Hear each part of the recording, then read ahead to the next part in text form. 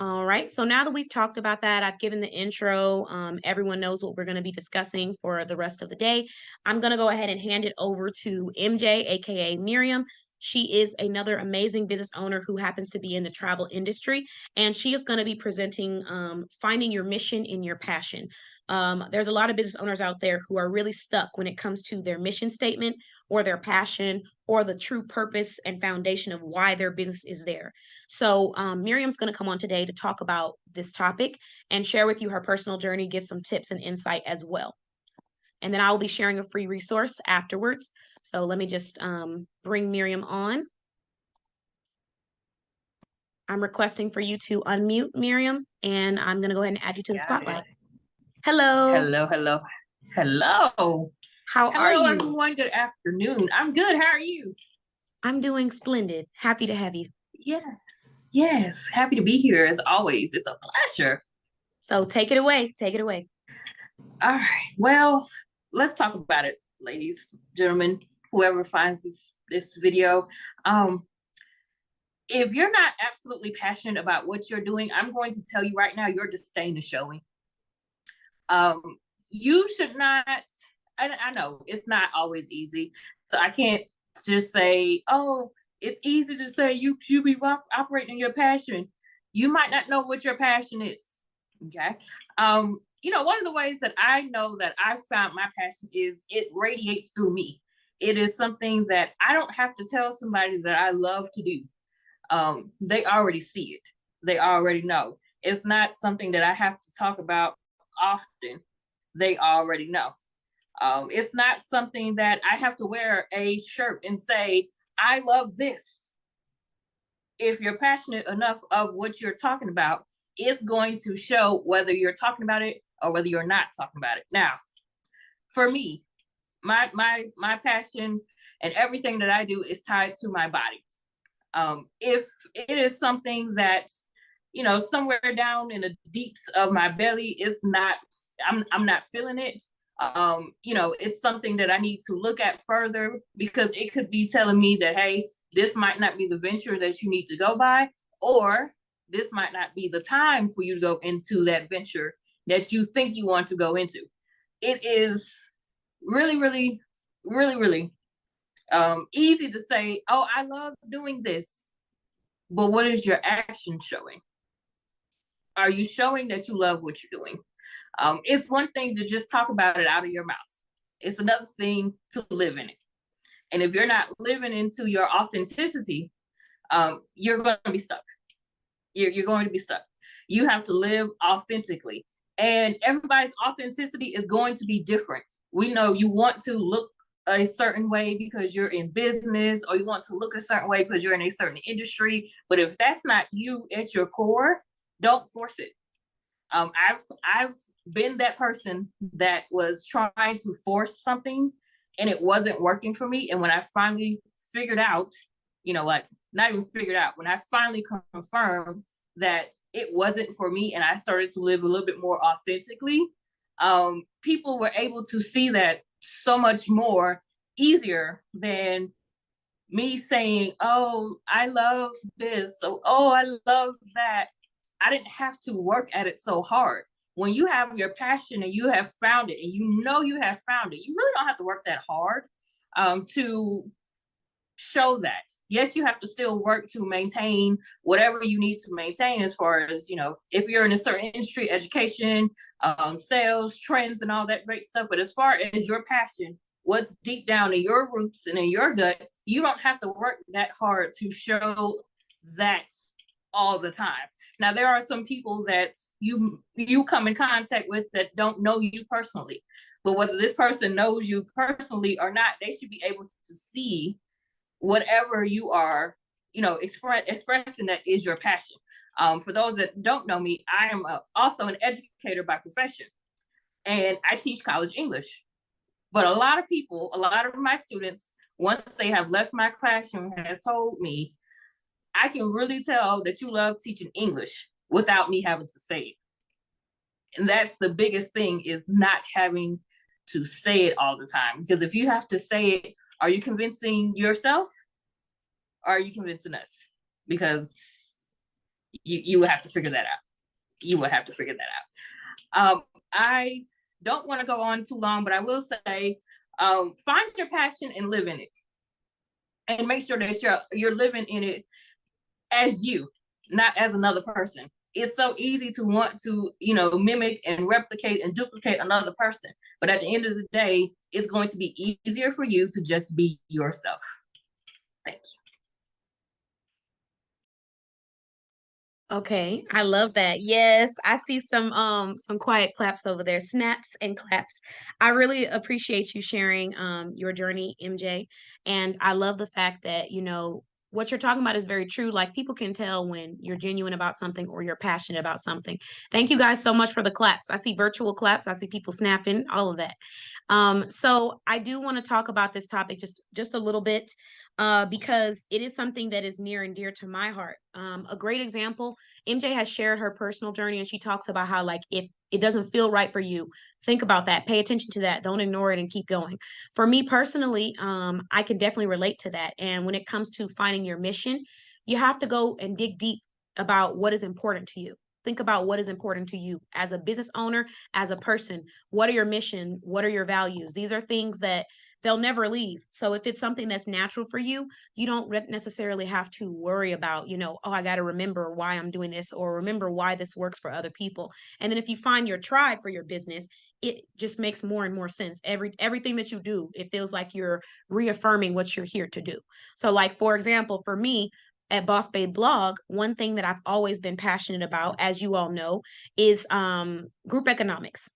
So if you don't know me, then you don't know this. But if you know me, you know I'm really big about supporting people who support you in your community, supporting your support system, building a community, giving back, supporting people the way you would support a stranger, the way that some people would support a stranger that they don't even know.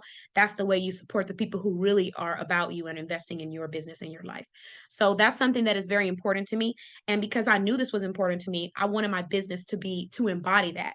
So Boss Babe Blog is group economics. When you go to our small business directory, you see small business owners, but then you also see that they're also shoppers as well, and they shop with other business owners in our directory. And when they refer small businesses, a lot of times what I've been told is that our directory is one of the first places they tell people to go look when it comes to shopping. So that is a really great point, MJ. Thank you so much for sharing that. Oh, I just removed myself from the spotlight. Uh, but thank you so much for sharing that, MJ. I think that you made an amazing point, and I definitely hope that everyone is able to take something positive from that. So, when it comes to finding your mission in your passion, I do have some resources for everyone.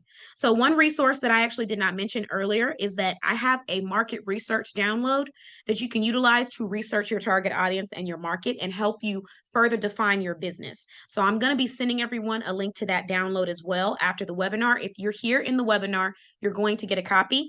I'm going to go through one by one and ensure that you get it.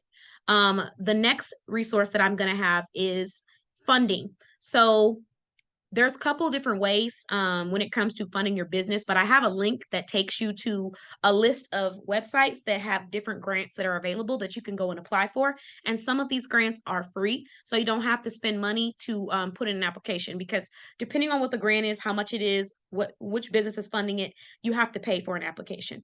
But some of these that I'm sending you, you don't have to pay for. And the last option is crowdfunding. And that's going to be where you create a platform and you allow people to pay you monthly. They pay for your content, and that is what you use to fund your business. So I've been using crowdfunding. I also have a plan for my business on funding, and grants is something that now I'm able to apply for, and I don't have to pay an application fee every time. The next resource that I have for finding your mission and your passion, ask yourself, what do you love to do in life? If you're still kind of stuck on that with your business, like if you have your business but you don't have your mission, like what really gets you excited that you can express that to your audience? What do you love to do in life? Then ask yourself, what fulfills you? How can you incorporate that into your business? What I love to do is empower people. I love to support my community. I love to see people flourish and grow. And so that's why group economics is my mission. And that's why it works so well for Boss Babe Blog. You have to ask yourself that for your own business and come up with that solution. Come up with what it is that's going to make your business, what's going to be the heart of your business, pretty much. The next thing that I have is a free business mission consultation.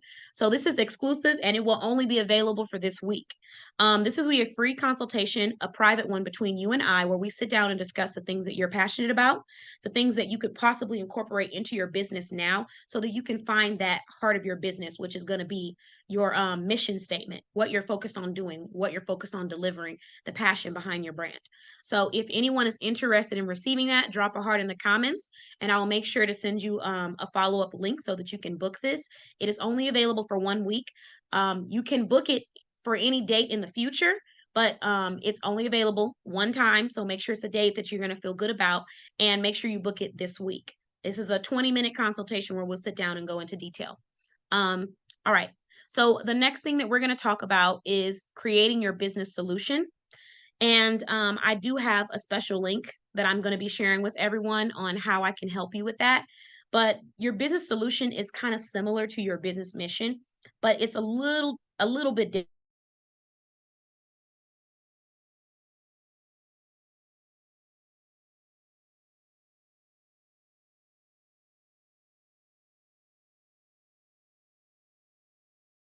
Let me know in the comments if you can hear me okay, guys. Sorry about that. I was exiting out to go to the business solution, but I think I might have exited out of the app.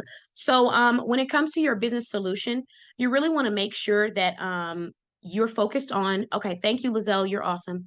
You want to make sure that you are focused on what you're providing for your customers. A lot of times business owners get this mixed up. When I ask someone what their business solution is, I'm not asking you what your product is. So when I've asked people before, like, what's your solution? And for example, someone who owns a clothing boutique, she might say, oh, I provide jewelry and accessories. That's not a solution, that's a product. So what solution are you providing for your customer? Are you providing affordable accessories and apparel for your clients? Are you providing delivery so that they can receive it quickly? Are you providing 1-day shipping? Like, what is the solution that you bring? Is it fast, affordable fashion? So you have to really think about that, because if you're able to answer that question, you'll get to your audience a lot quicker. You'll get to your target audience a lot faster. So you have to be very specific with that. Um, if you're someone that struggles with your business solution, we can sit down in the consultation that I just mentioned earlier and discuss it a little bit deeper on how you can further express to your audience what your solution is so that they understand what you have to offer. Because telling someone that you have a product is not any different from them walking down the store and walking past a grocery store and it says, I have face mask. You have face mask, but what's the solution? What are you bringing to the clients that's going to make them feel like this is the business for me? So now that we've talked a little bit about the business solution aspect of it, I am going to go ahead and move on into scheduling for your business. So I've been partnered with a business-to-business brand called Tanvine, and they're actually featured in my small business directory. And I'm talking about the importance of scheduling for your business because a lot of people tend to struggle when it comes to organization of their business. So if you're someone where you feel like you're just running all over the place and you don't really have a schedule, you don't have a system, scheduling is very, very important. And there's a couple of different tips that I have available for you if this is something that you are struggling with. So the first thing that I want to share when it comes to scheduling is you need to get an effective scheduler. And if you need a tour on how to operate an effective scheduler, I can give you a tour because the scheduler that you use to book this event is the same schedule that I use to do everything for me. I book my events, I reach out to my clients, I send out payments, all of that. So this is all provided to me through Tanvine. I will have a link sent out to everyone that is attending the webinar currently. But basically, I'll walk you through how to use a scheduler. You get a 14-day free trial, so you don't have to put your credit card information in. Just try it out, add your client's information, and if you feel like you like it, then you add your payment information and you would pay. The next thing that I want to share is measure your hours. So you need to download an app. They're free. There's many of them available, depending on if your iPhone or Android will vary. But download an app that shows you how many hours you're putting into your business. If you're not already calculating how many hours you spend working on your business, you need to, because you need to be using that to calculate how much money you're making per hour. So if you made $1,000 this week, that's amazing, right? We're celebrating. But if you worked over 1,000 hours, it's like $1 an hour. Obviously, that's a very extreme rate, right?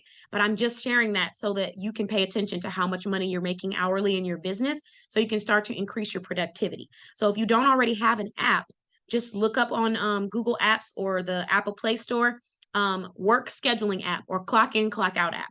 And clock in and clock out every time that you go to work. When you take your breaks, when you pause, when someone asks you about business and you stop and you start talking about business, this is all work time that you need to be calculating and keeping track of. The other side of it is that it makes you pay attention to how much you're actually dedicating to your business and have a work-life balance. So that's really important. The last tip that I'm giving is to stick to your schedule and plan to actually have legit results and reflect on it. So I'm saying stick to your schedule because how many times have you don't have to say it out loud, but you can definitely say it if you want to. But how many times have you created a schedule or a list of what you're going to complete for your business? And then when it comes time to complete it, life happens or things happen and you put it to the side. Has anyone experienced that? If you've experienced that, you can let me know in the comments, or you can nod internally. Okay, I see some hands. Yeah, so it happens, but sticking to your schedule is something that you're going to have to mentally reprogram yourself to do, and it can be a little hard in business and in personal life because sometimes people don't necessarily understand it, but you understand it, and that's what's important. So on those days when maybe you wanted to go out, you got to go ahead and say, I'm so sorry, but today's my work day and I have to get this complete. On that day when your friend says, hey, do you think you can give me a ride? I wish I could, but I'm working today. Just like you work at a regular job, you need to be just as dedicated to your business. Why do we do 9 to 5s where we go and work ourselves to death for a company, help contribute to their dreams and their passion, but then come home to your business and treat your business like it's a side gig? That's the question that you have to ask yourself. It's not a side gig. It's the most important thing to you. It's number one. It's priority. So everything that you do needs to fall in line within that. Your schedule that you stick to it. If you say I'm working from 10 a.m. to 2 p.m., you are not available from 10 a.m. to 2 p.m. So when somebody calls and says, hey, can you possibly? No, I can't. Unfortunately, I can't. I'm working just like you'll be working at another job. Well, could I stop by? I'm working. If you're doing a video, if you're supposed to be doing lives, you're supposed to be taking pictures of product, stick to the script. Because when you start getting distracted, it's when you start to lose focus and lose that momentum that helps you build that drive and helps you grow the business. So scheduling for your business, you need to go ahead and get that app where you are able to clock in and clock out. It's on Google, it's on Apple Play Store, and it's free. All you need to do is you need to type in, clock out app and look for one that is free. Very easy fix. Start scheduling yourself and start seeing how much money you're making and how many hours you're putting into your business. You may find the results to be overwhelmingly positive or overwhelmingly reflective. For example, maybe you work so much, but you're not seeing that money yet. That means that whatever it is you're doing, you're gonna have to change up what you're focusing on, because if that focus is not getting you the income, it's time to find a new focus. Maybe you're working not enough, but you're seeing a good amount of results in growth in subscriptions and sales, but you're not really working that much on your business. So imagine how much more sales you would be getting if you actually had a consistent schedule. All right. So now that we've talked a little bit about that, I hope that that message reached someone. And don't forget, I will be sending you information on a scheduling tool that is free, and you can book a 20-minute consultation with me, and I'll walk you through a tour on how to use it. Some of you already have this tool, so I can just walk you through on a consultation how to utilize that. The next thing that we're going to be discussing is keeping good company. So I actually have Angela, and she is the owner of Angela's Healthy Living LLC. Angela, just like MJ, happens to be another business owner featured in our directory, and she's also in our shopping and selling network. And she also loves to shop and support small businesses. She's in the wellness industry, so I'm going to go ahead and bring her on and allow her to talk about the importance of keeping good company when it comes to your business. I'm asking you to unmute whenever you're ready. There we go. Okay. Hello, Angela. Hi, good morning, everybody. I am Angela, as Katan said, owner of Angela's Healthy Living LLC. And the topic today that I just wanted to share a little bit about is keeping good company. Now, sometimes we think about that in a negative light, but we should always think positive when it comes to that. Keeping good company in your business may be just having someone like Katan in your corner, to be able to, even if it's just shed a little light on something that you may need help with, or just maybe hire her for like social media management, just because that's a part that you might need. Also, those who are supporters, making sure that those supporters are positive. You might want to ask yourself, how do they support you? Do they motivate you? Are they energized when you are energized to when you're speaking about your business? Do they just basically bring up your business without you having to ask? Because support goes a long way, and it's not necessarily monetarily, but just being able to be out there. So you want to make sure that you have those type of people in your corner. And those are the friends and the family members who are not consistently asking for a discount just because you have a business. So you just want to make sure that your eyes are always open and your ears are as well to those who are around you. And just to piggyback a little bit about what Kansan said about, hey, I um I can't give you that ride right now because I'm taking care of my business. Those people who understand would be part of the people that would be good company. Would find a way to sus- and get through, your day, see how they can help. Whether it's just posting a flyer, whether it's just even if you have kids, maybe just grabbing the baby for a little bit so that you can take that hour, the half an hour, whatever time you carved out to be able to do it. So I know it's a little short, but just basically in a nutshell, just the company that you keep will always help you to grow, and it should help you grow, not just in your business, but as a person. So those are the people that you want to have um, in your corner. I absolutely love that. Yes. Yay. I love that. Angela, thank you so much for sharing that.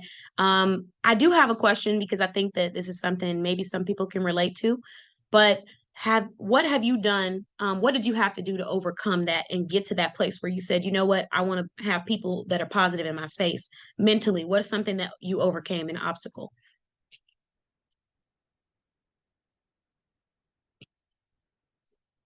Oh, did we mute you back? Did it mute back immediately? Oh, let me ask to unmute. There we go. I was about to say you muted me, so I was trying to make sure I can get it. Um, Basically, I had to understand the dynamic of where I wanted to be in my business and to know that it wasn't selfish because I'm a very giving person. And I always think that if I say no to somebody or what have you, it's selfish. But in Yeah. order to grow, you have to be able to stay focused. And then, the famous saying, you can't pour from an empty cup. Like I can't get anything if I can't fill myself up first. I can't give anybody anything else. So I had to learn that. It was tough, but I had to learn that. But then that also, like I said, brought me to who were the good people, the good company in my life. Those who understand um were the ones, but it weeded it out too.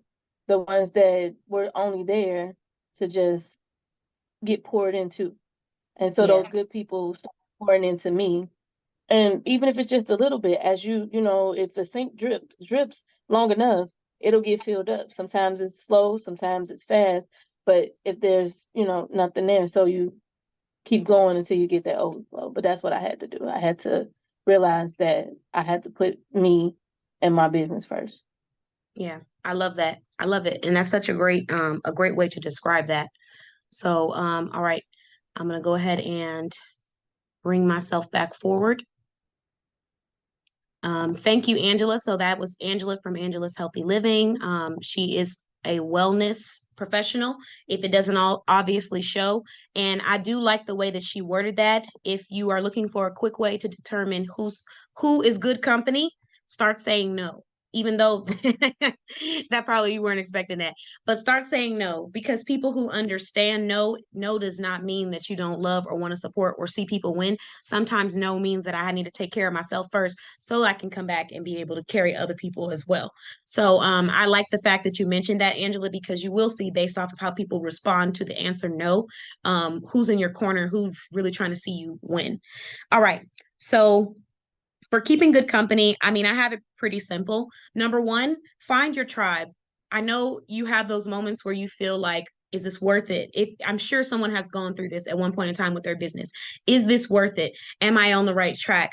or even when you're doing well, you can't seem to give yourself that credit. You can't seem to say like, oh my God, I'm doing this. You don't have as many moments like that. And it's a mental thing. Yes, sometimes you're going to be feeling low or you're not going to be doing as well. But when you get around people who see your potential and also celebrate what you are doing now, you're going to see a change in your business and in your performance. So if you're not around people who get excited for you and get hyped for you and want to help you and want to aid you in your journey, then you're not in the right tribe. I'm saying this because there's so many networks out there. There's so many communities. I do have a networking group that's available, and I'll send that in the link to everyone that is on this that's on this Zoom room. I'm gonna send you a link, but I have so many networking groups. Excuse me, they're all different groups, and depending on the audience it changes, but I have one specific networking group where you can come, you can share your events, you can share what's going on with your business, you can learn about other business owners. If you're not there's two things that you want to look at when you feel like your business morale is low or your personal morale is low. Number one, is it you? Because no matter how positive people are or your circle is, if you are not in a good place, need that healing, need that help, or you're just not positive, it's not going to make the changes in your life that you need to see for yourself. Number two, if it's not you, oh, wrong finger. Number two, if it's not you, you need to look at your surroundings. So if you are the most positive, chipper, happy, smiley, bubbly person in the whole wide world, but you are surrounded by one, two, three, or a group of negative people in any kind of life, that passive aggressiveness, how's your little business, that nonchalant when you have something great to share, they're acting as if it's not really something positive, the ones that only are around when they want to ask for something or they need something, the ones that are conditional when you say no, that's when they're not really sure if they can be there for you. You're not going to see the success and the results that you want to see. So it only takes one bad apple, really. So you need to make sure that you're checking that in your group, because it doesn't matter how happy and how positive you are. If you have those kind of people in your life, friends, family, acquaintances, peers, all of that, you're going to have issues with getting to where you want to be. So you have to find that way to mentally block that out, and learn to step back and love people from a distance. I had to do that, and it has helped me so much in my business.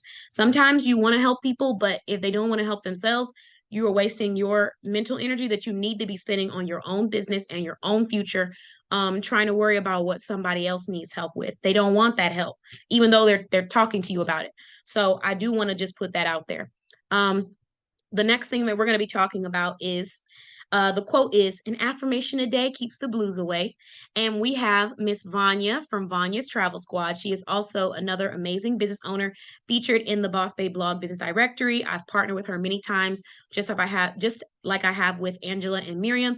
She's a supporter of a lot of small businesses.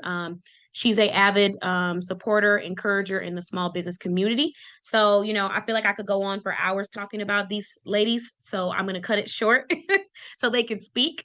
But I'm going to go ahead and bring you on, Vania. Okay, there we go. Okay. Can you hear me? Can you hear? You got Yes, it? I can hear you. I can hear you. Hi, Perfect. everyone. So Hello. I just today I'm talking about affirmations and staying positive. The beauty of it is, throughout life you go through, everybody goes through stuff, right? And the way you look at it is what helps you to get through, right? So instead of being negative, I just try to find the positive. There's something positive about the situation that you're going through. Okay. I try my hardest to stay positive. A way Everybody has different things to help them, right? There's podcasts, there's books that you can read, there's affirmations, there's things that you can do in your daily life to stay positive. Music is something that, especially when I'm driving to work, or when I'm driving, period, I just listen to music. Music is something that keeps me, um, positive, keeps me with a good headspace, right? In order to do good with your business, you have to make sure that, check yourself. Make sure that you're in a good space. Make sure that, because I think someone else has said it before, I believe it was Angela.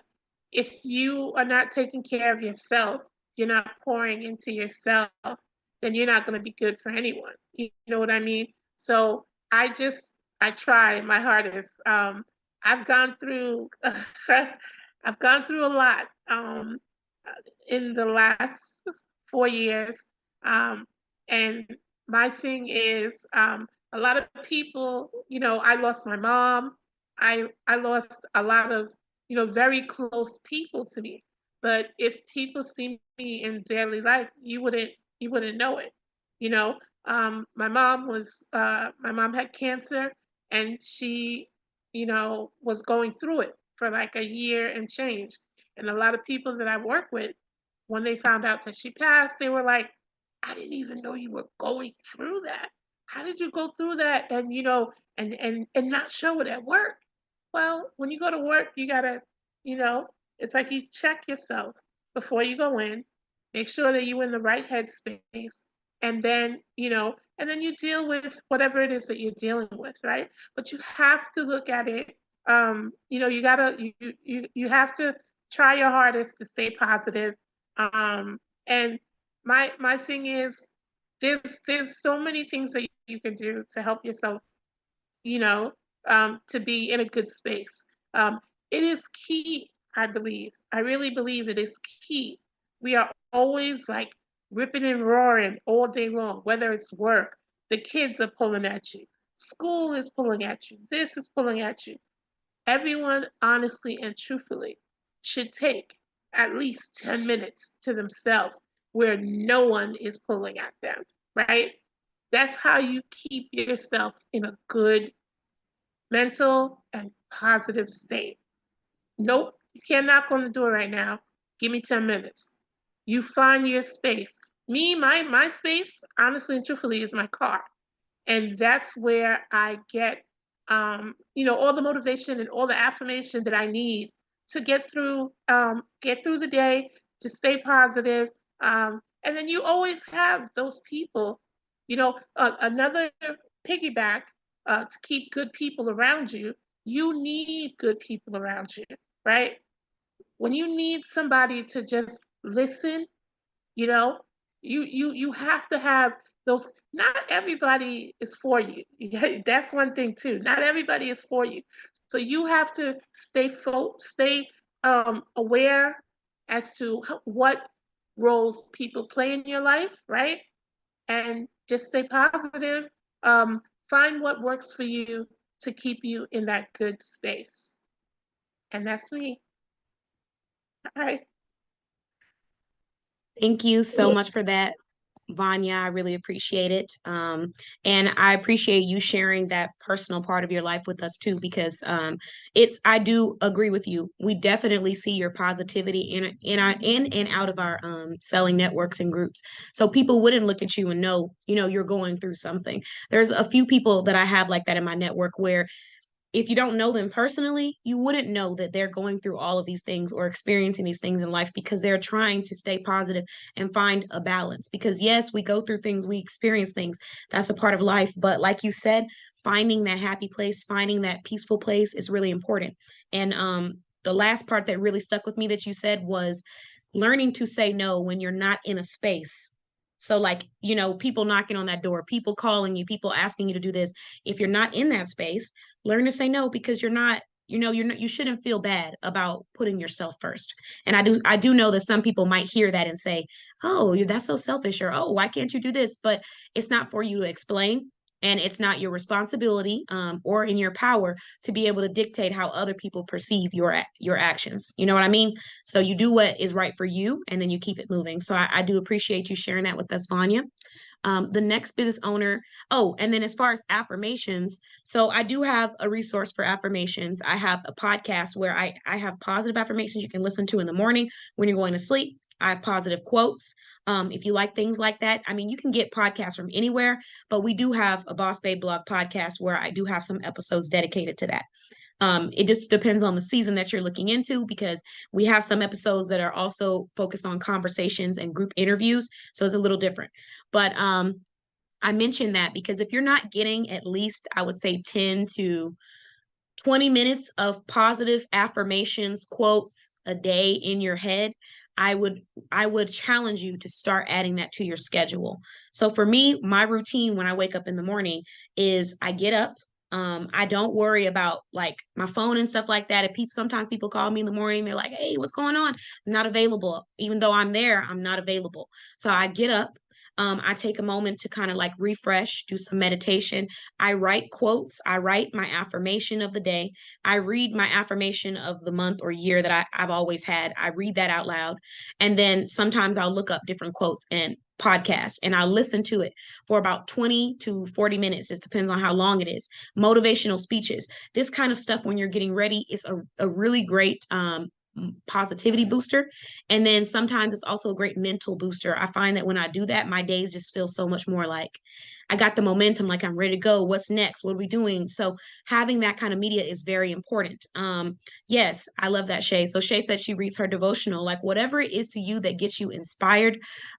Make sure you do that in the morning and you save that time. The first thing you do when you wake up is dedicated to centering yourself because think about all of the media, all of the noise that we hear throughout the entire day.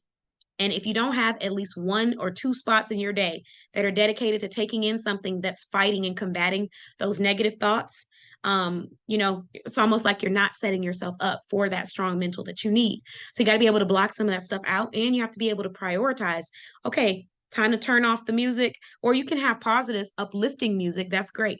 But sometimes we got to turn off the TV show or the music or whatever it is that's not as uplifting and positive and turn on a podcast that's talking about things that you want to see yourself doing in the future. So I really love that Vanya mentioned that because it's important and people don't think about that, but that kind of stuff really does play a part in your subliminal. Okay, so the next topic that we are discussing is going to be overcoming your shyness for your business. And I have another amazing business owner who's also in our shopping network, supports small businesses. She also has her own, boutique, amazing woman in the fashion industry. Her name is Shay. So I'm going to have her come on and share her tidbits and tips on overcoming shyness for your business.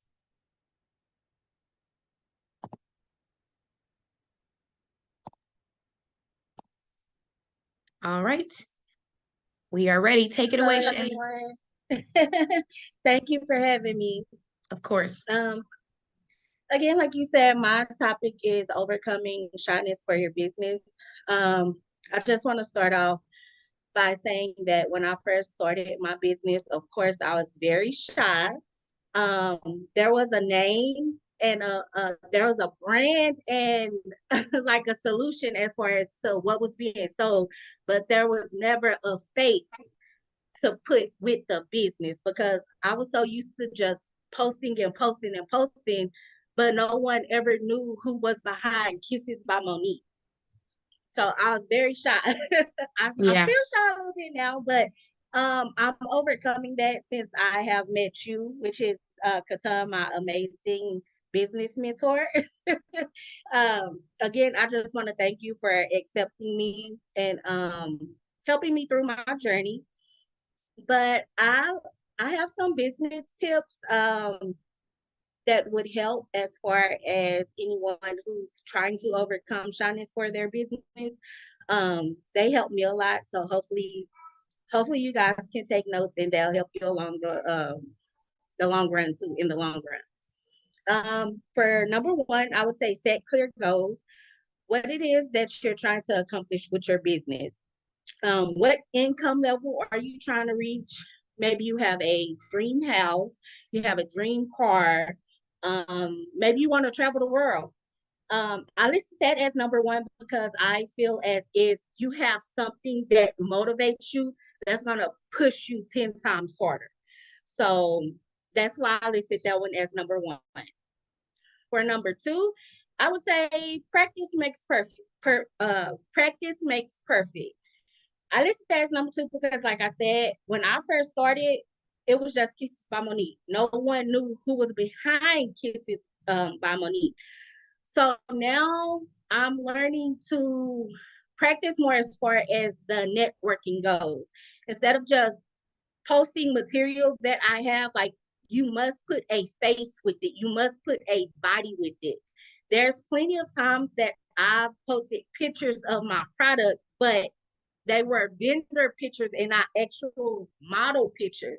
So I feel like if I'm in the fashion industry and I'm selling clothing, why would I post a picture of a petite model, but here I am catering to plus size women? It's uneven. It doesn't make sense. It wasn't adding up.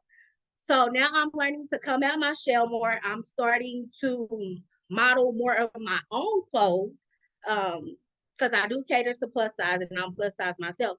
So I feel like that is a great visual when it comes to posting pictures and products. So that's what practice makes perfect. Practice makes perfect mean. I'm sorry, guys. Number three, it would be learning from your mistakes. Learning from your mistakes, to me, it means that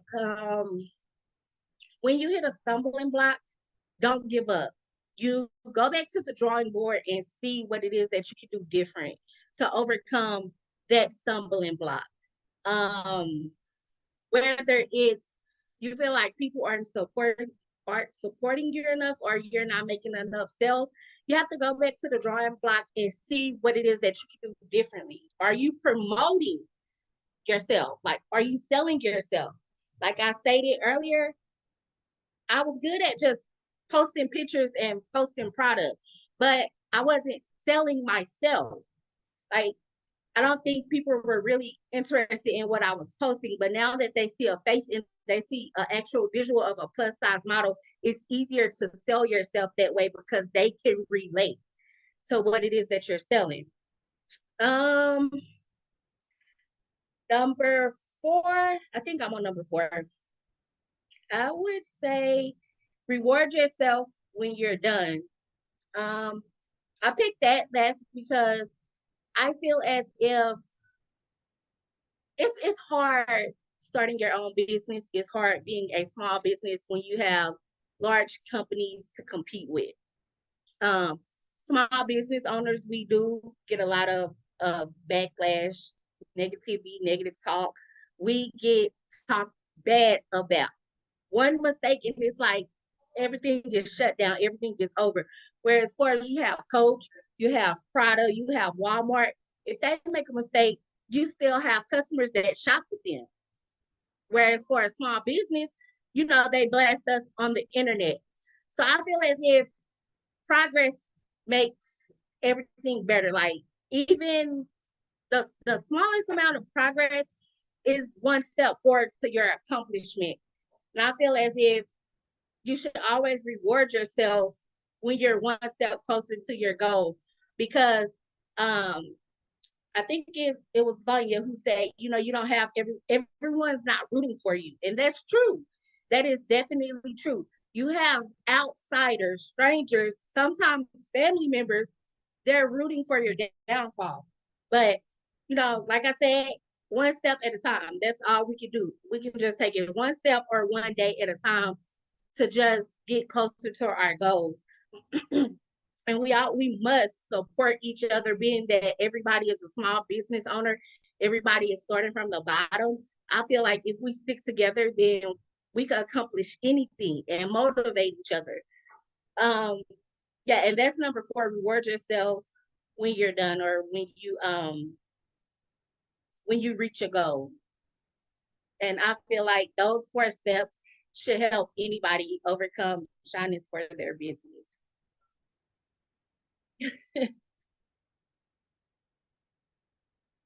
So I love a lot of the stuff that you had to say, Shay. I think the thing that stuck with me the most was you talking about the progress part, because you and I have talked about this before. The importance of rewarding yourself. You have some moments where you've done some amazing things, but you don't even take the opportunity to say, "Man, I did a great job," or like, I can't believe I did this. I can't believe I accomplished this. And then also being around, like you said, people who are your tribe, people who are for you, because when you get around people like that, it's almost like it's a different level of energy that they've unlocked. You know what I mean? That you've unlocked for yourself, because you know that the people that you're around want to see you win. It's an amazing feeling. And I really wish that, I wish that for everyone, because once you find your tribe, the people who are there for you, who have your back, who support you, and it's going to be your customers, it's going to be your clients, it's going to be your peers, it's going to be your partners. When you find them, it's amazing. Excuse me. I'm, guys, I'm sipping on some soda, so I might do a little inside burp in between. I'm trying not to. But no, it's an amazing feeling. You feel so empowered, and then you feel so like, why am I holding back? What was the point of me, not doing this? Why didn't I post that? Why didn't I go live and stuff? Like, you start asking yourself like, dang, why did it take me so long? Because you get to the point where it's like, I'm doing it. So I really love that you mentioned that, because rewarding yourself is important. And then also challenging yourself to network, like you were saying, finding other people that are in your tribe that are doing what you're doing, getting around people that are getting to the next level, because you'll see the behaviors that you need to execute to get there as well. So if you're around people who are outgoing, open-minded, vibrant, not afraid to speak about their business, you keep being around them and you keep an open mind and you continue growing and learning, and eventually you're going to be that person that people are now looking to, so that they can get to that level and overcome that shyness. So thank you so much for those amazing tips, Shay. I appreciate it. So the tips that I have for overcoming shyness, the tips that I have for overcoming shyness, I have 4 tips, and a few of them might sound a little similar, but I'm going to go ahead and talk through them. So the first one, get around not shy people. If you are someone who is shy in any level, if it's being interviewed on video, if it's being recorded, if it's just talking to people in person, get around people who are just loud and just unapologetically loud in whatever area that you're trying to develop in. I'm telling you, you have to, because you might be that one friend that's like the hermit, like, oh, can y'all stop talking so loud? But I promise you, by the end of it, you're going to really appreciate it, because you learn a lot about people who, I'm not saying that they're careless. I'm saying that they're unapologetically loud about their vision and their passion. You learn a lot, and you wake up one day and realize that you are now that person. And that's just what comes with, like what MJ was saying earlier, finding something that really excites you every day. Because when you're excited about something, you really could care less about, what the wrong people think. Not what everyone thinks, because you do care about the people who you are trying to cater to and service, but what the wrong people, the wrong audience thinks.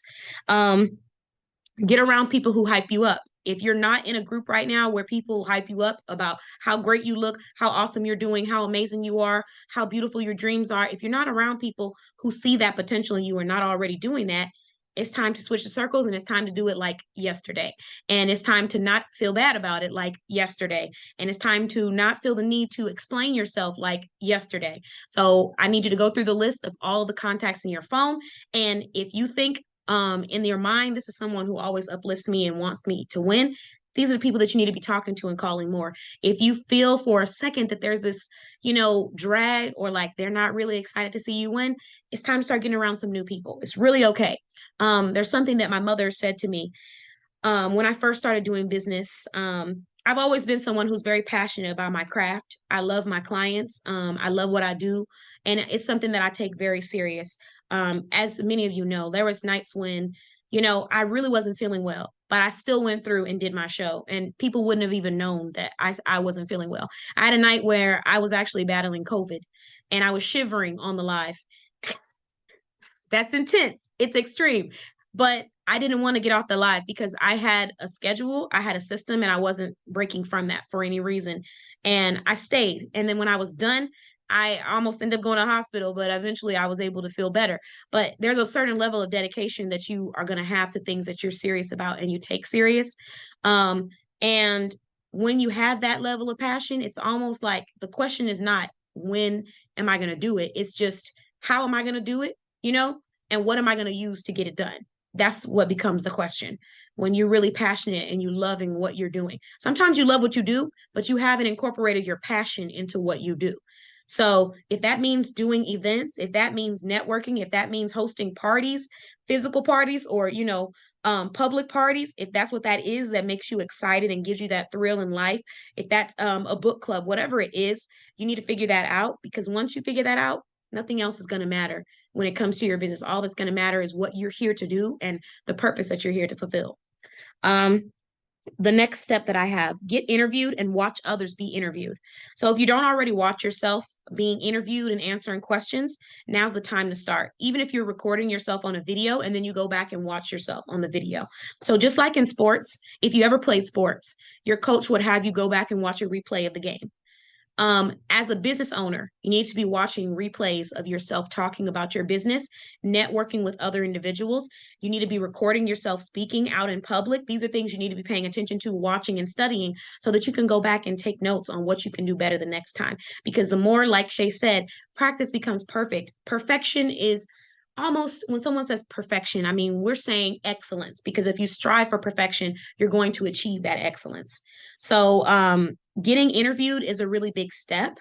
And even though you might be nervous, push past those jitters, because the jitters are telling you that this is something new that you're doing. Doesn't necessarily mean that you shouldn't do it.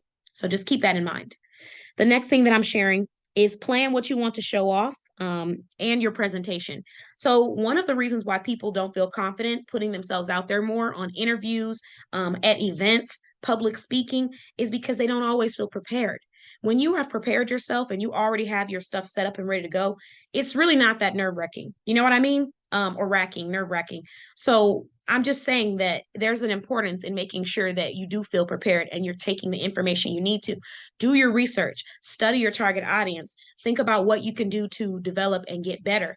Once you've prepared yourself and you go get interviewed, you're going to feel different. You might be a little nervous, but you got this, and you know you have it, even though you're nervous. And it's going to be like that in everything that you do when you're preparing yourself. So take the time when you're scheduling yourself for events, partnerships, anything like that regarding your business, to prepare, to do your research, to practice, and then pay attention to what you're doing, take notes so you can get better. The last thing, communicate with your audience, and sometimes jump in cold turkey. So communicate with your audience. Let's break down that first part. Sometimes you're going to make mistakes. The question is not going to be, am I going to make a mistake? Because I've had people say like, oh, I hope I don't mess up. I'm like, you're going to mess up. In life, you're going to mess up. I hate to, I don't want you to think, oh my gosh, you're so negative. You're a coach. No, I'm a coach, but I'm honest. You're going to mess up. I have messed up many times, and I knew I was going to mess up. It's not about if you mess up. It's about when you mess up, what are you going to do to redirect that? I'm someone that speaks a lot, right? I read a lot. Something that I have struggled with, that I have gone through my career in retail, is that sometimes looking at numbers and letters, they can become mixed up a little bit. So I can have a moment where I'm speaking and then I kind of like run over the words. That's an insecurity for a lot of people, because they don't want to appear like they're illiterate, or they're not educated, or they're not able to get across the message. So instead of going live and talking and speaking, they just choose not to do it, because they don't want that judgment. I don't care, because at the end of the day, my services and my quality speaks for myself. So I may have a mistake here and there, but communicating to my audience, that solves all of that for me. My audiences are the people who are here for me. So if I'm communicating with them what's going on, that's all that is important. That's all that matters. So if you get on an interview and you start to stumble over your words or you make a mistake, don't shut down. Just communicate to the audience. I apologize. I meant to say this, but I said that, and correct yourself.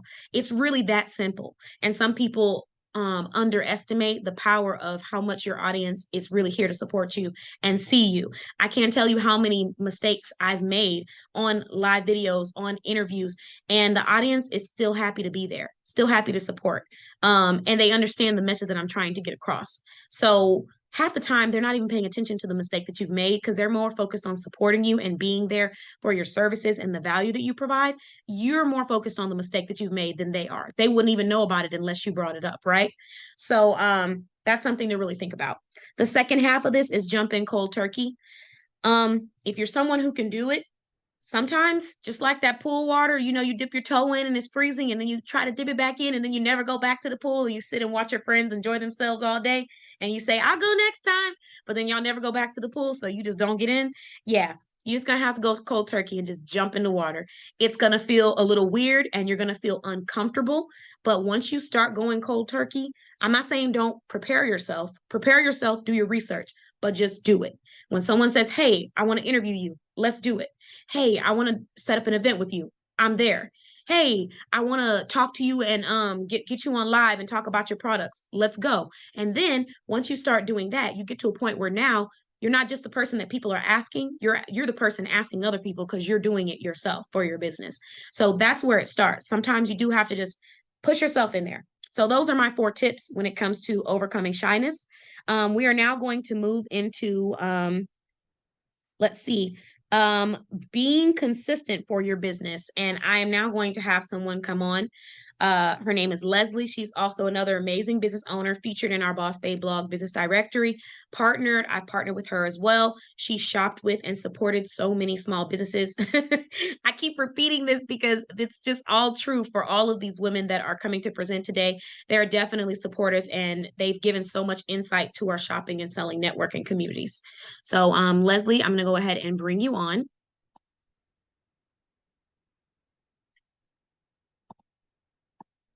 and add you to the spotlight.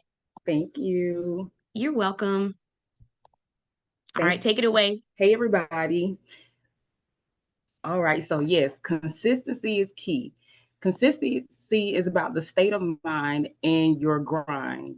And one thing that I learned when I started my business, I was kind of all over the place with, colors, everything. I was getting a few likes. And sometimes when you think I've been in business for a very long time, from the time of, like elective classes in high school, going to college. But just because you have a business background don't mean you know everything. I ended up meeting Katan on Facebook. We became friends. And with her guiding me, that one small consultation helped change and revamp my social media. And what I mean by that, if you're having a business, your colors, they need to be consistent.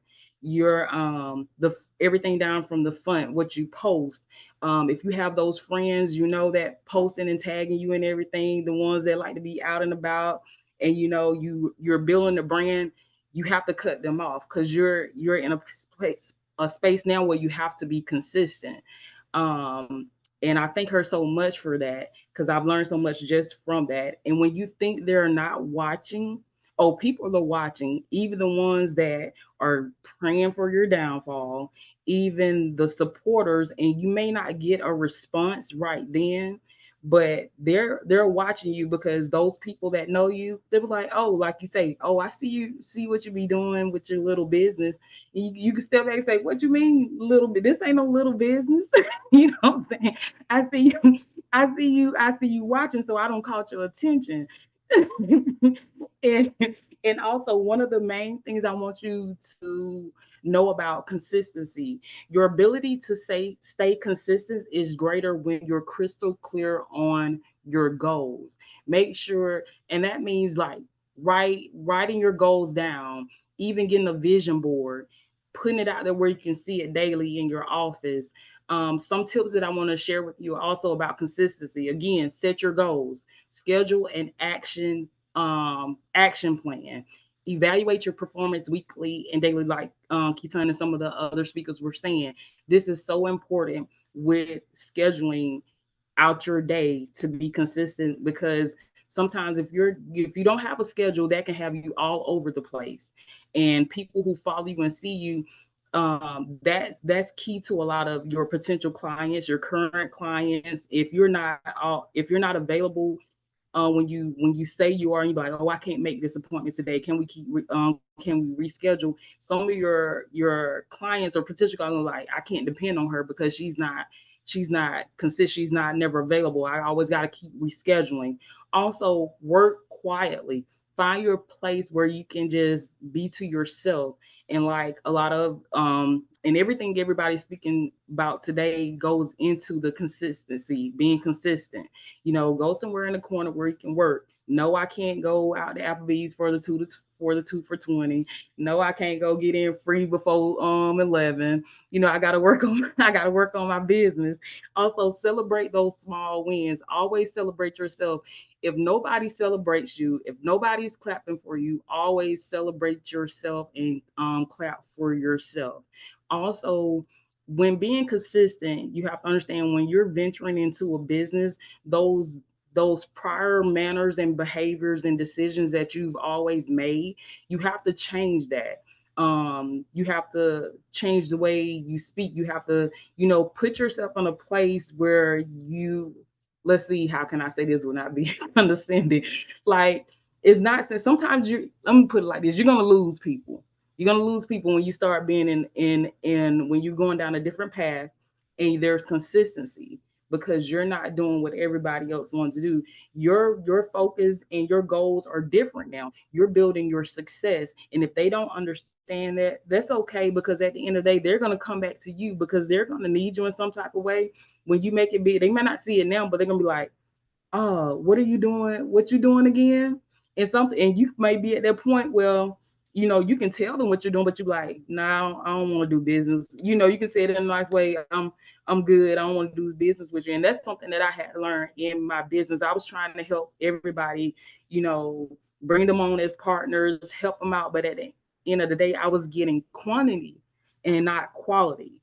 And a lot of people will circle back, they'll be like, oh yeah, I'm ready now, I'm ready. No, I got the confidence now. You like, thank you for being interested in what I'm doing, but at this time, I don't think you're a good fit for me. Your business is important in what you do. And lastly, with the consistency, establish awareness. Be aware of people around you. Know who to remove.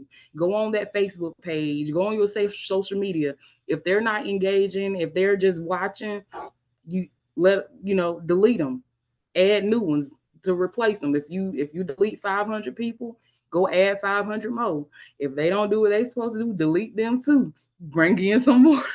Because somewhere out of that batch, somebody is going to see what you're doing, and they're going to want to be a part of the process. Build trust with people. You have to build trust. You can't be sitting up here talking about, like me, I'm in the finance business. I can't be sitting up here talking about helping people with their finances, then they think I'm making a post something like, yeah, about to go throw these bands on on the floor. It just don't. You gotta be consistent. You just gotta be consistent. They be like, dude, what she got? She helping people with money. Now she got that time to go throw it away in the club, throwing bands. And lastly, deliver your services effectively and profitably. And that's all. The consistency is the mindset and the grind. Okay, thank you so much. Thank you so much, Leslie, for joining. You always have some very real and important things to say when it comes to your business. And you are right. Like, there are a few things that people have to remember when it comes to your brand, depending on what your industry is. And your mission, should I say, what your focus is. You really have to represent that in everything that you say, that you do. Your lifestyle needs to represent that. And now we got people talking about throwing bands in the comments. Okay.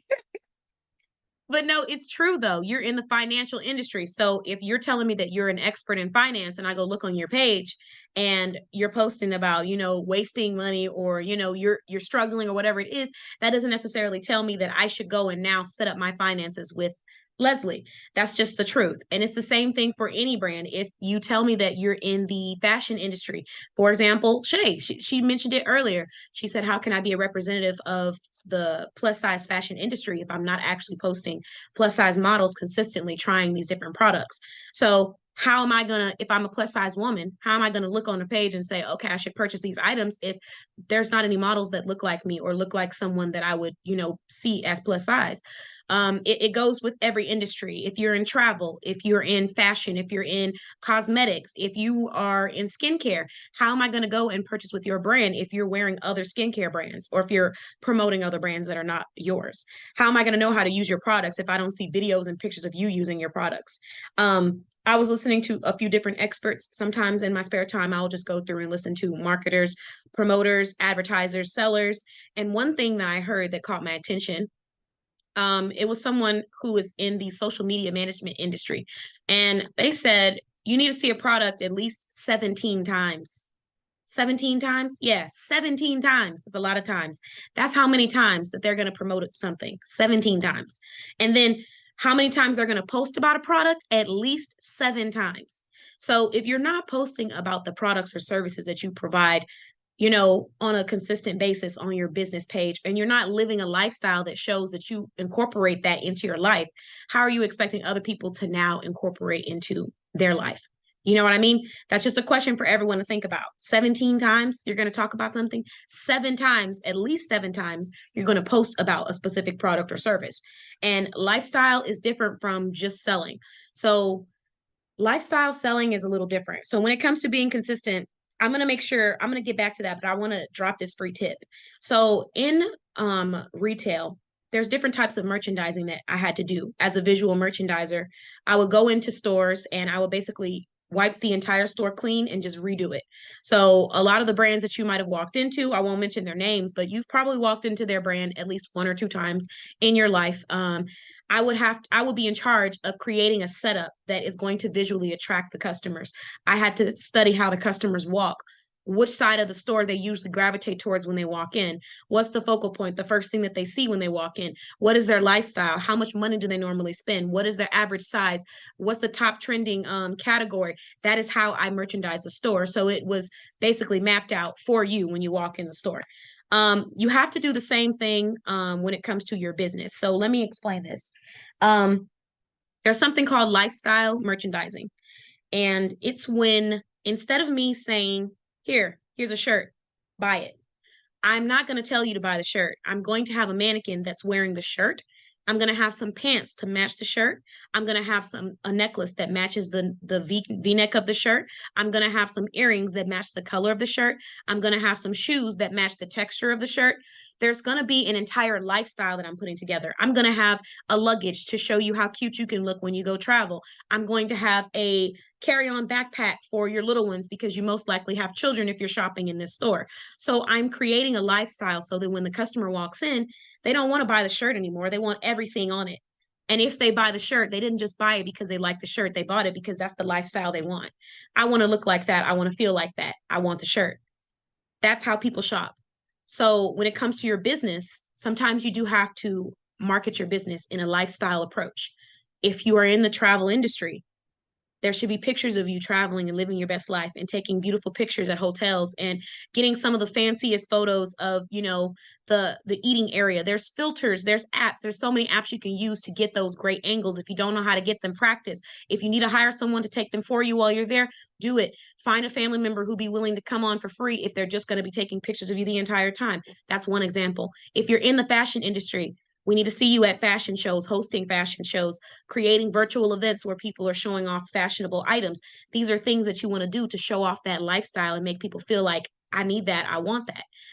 That's just an example. So for anyone out there, try to use that approach when you're selling, because that was a really great point that Leslie was bringing up earlier. You have to show off the lifestyle that you're living and that you want to be in if you want people to feel like, okay, yes, I want to buy into this product or service. And most importantly, this brand. All right. So let's talk quickly about being consistent for your business. Number one, I need you to get one of the most annoying alarm clock apps. This alarm clock app is called, and you guys know, I rarely promote anything without a partnership. So if I'm promoting this without a partnership, you need to know. It's called Alarmy.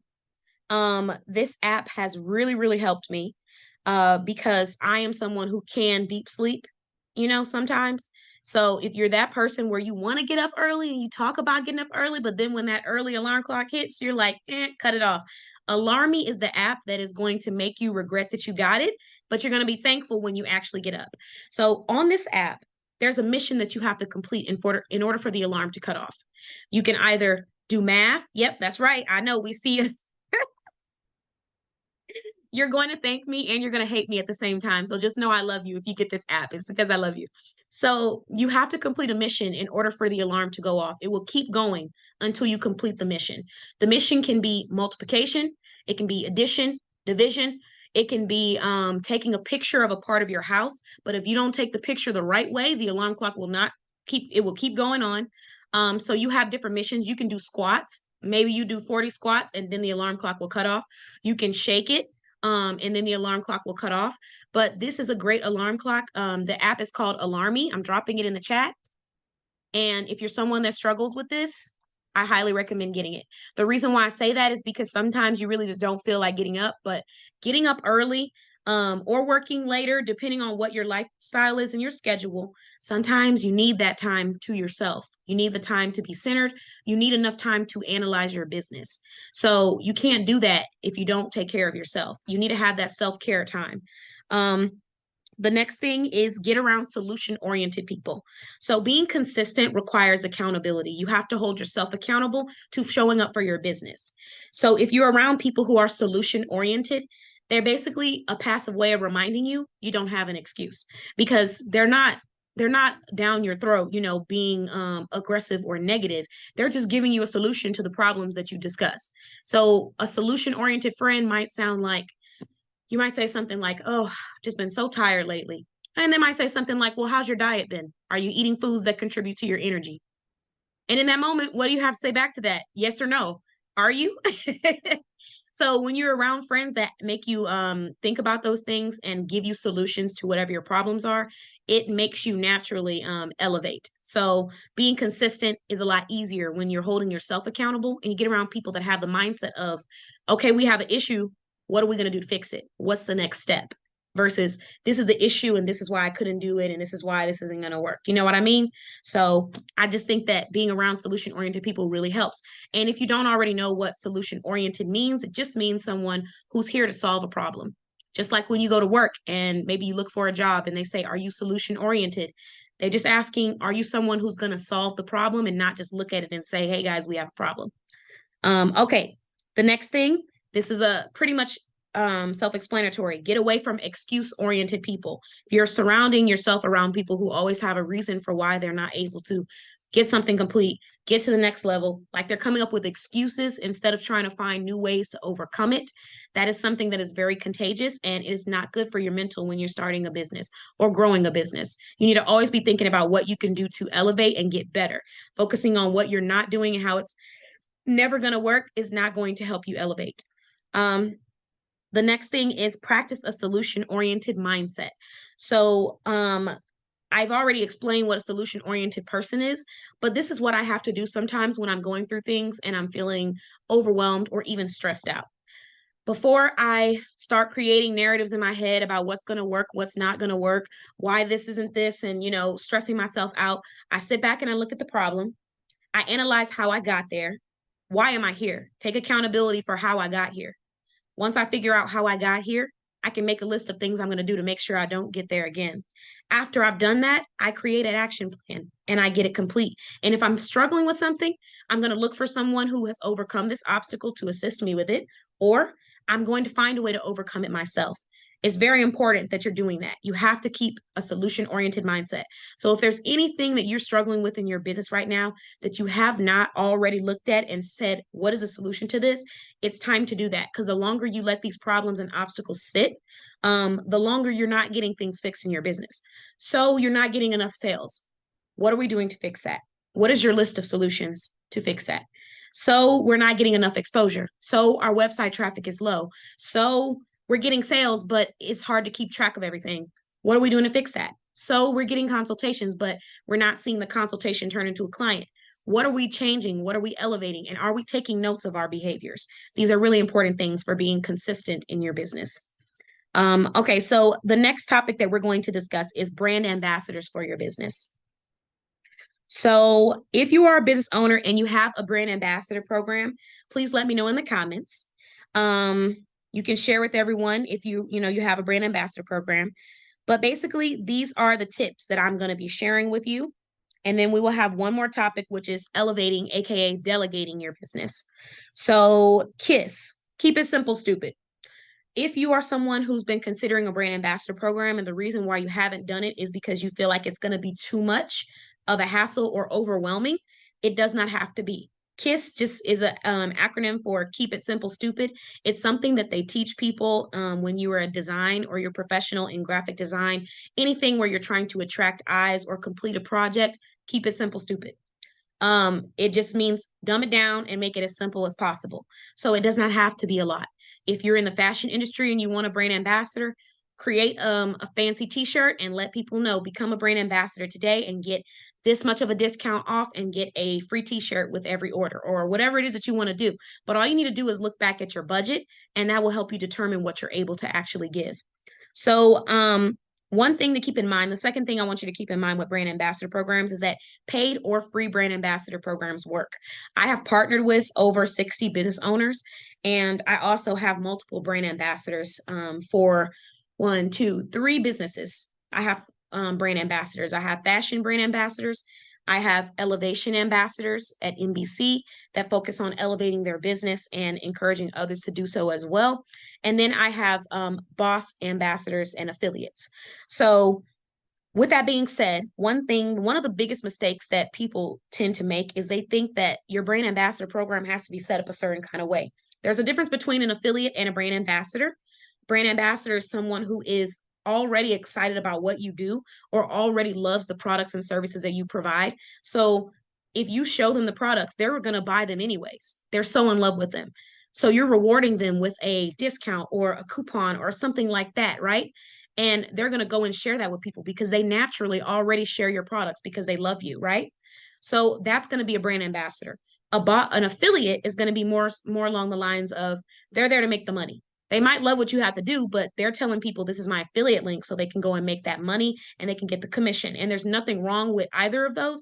They both play a very specific role in your business. But today we're here to talk about brand ambassadors. So for your brand ambassador program, it can be free or paid.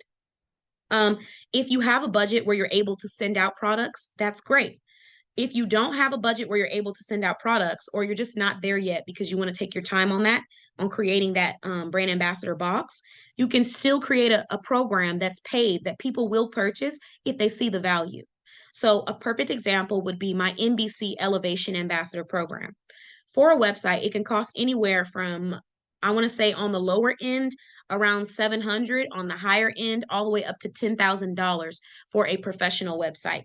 And that's just to have a professional website. That's not including the ongoing graphic design, the updates, the edits, and things of that nature.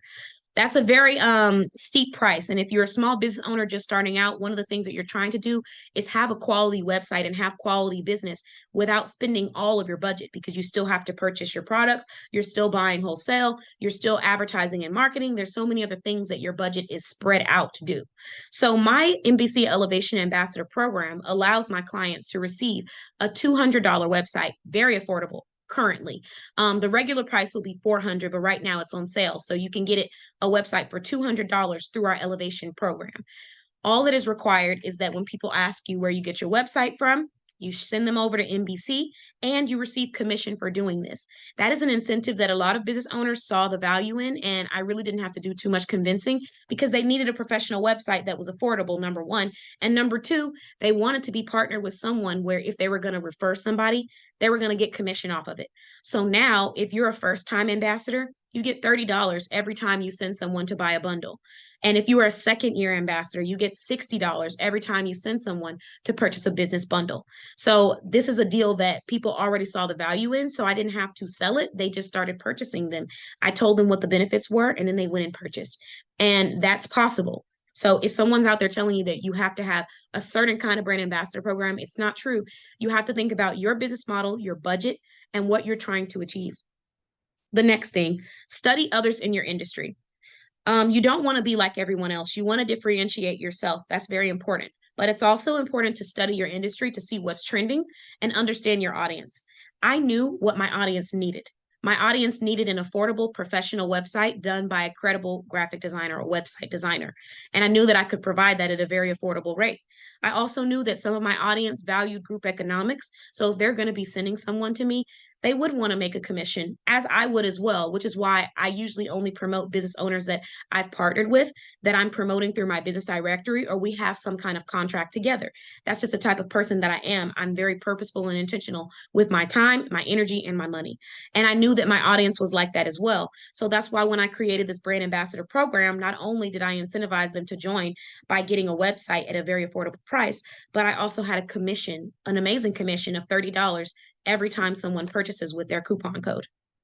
Another thing, what you want to do is decide, like I said, decide what works for your budget. If you have $0, then start off with a coupon code. If you become a brand ambassador for me, you'll receive X amount of money off, and make sure you do the math to every last penny.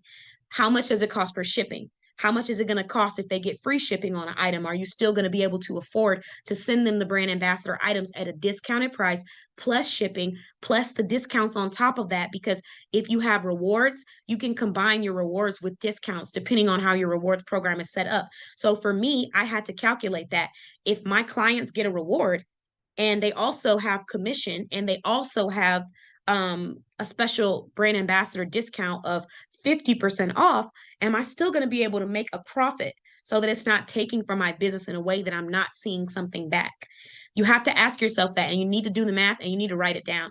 So ask yourself how much it's going to cost you for each ambassador, because even when you say, okay, I can't give you anything, but I can give you a discount coupon code, you're still going to be taking something from your business. So make sure it makes sense and you're not shipping out big batches of product and you can't afford it because you've tried to accommodate too much.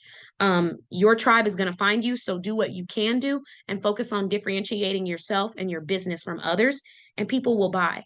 The next thing, so if you want to become a brand ambassador and study my program, I'm going to have a special link. If you're a business owner and you need a professional website, the Elevation Ambassador Program is still available. We are accepting 7 more ambassadors, and we have a contest going on that once we reach a certain amount of ambassadors, we're doing a $400 giveaway for all of my ambassadors. So if you would like to join it and become a part of it and learn more about it, I will have a special link sent out to everyone that attended and signed up for the webinar. So that is brand ambassadors for your business.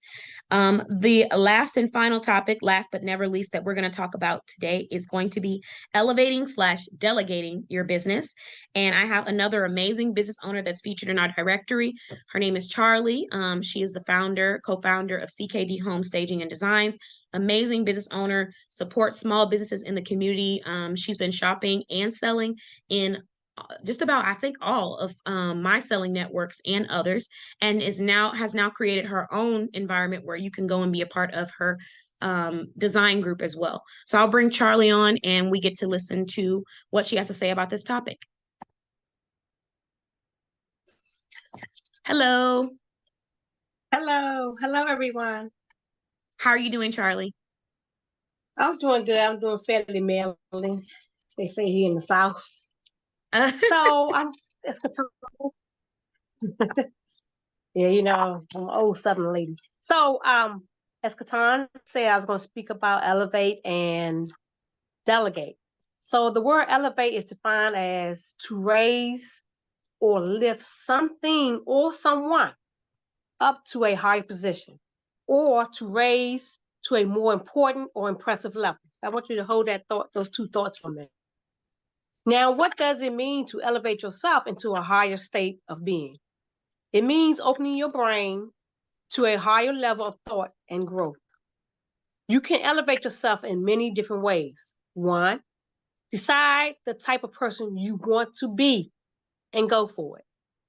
2, improve your daily habits. We've talked about that extensively. The ladies before me have talked about healthy living, affirmations, consistency, don't be shy. You know, you ladies have given some great ways to improve your daily habits.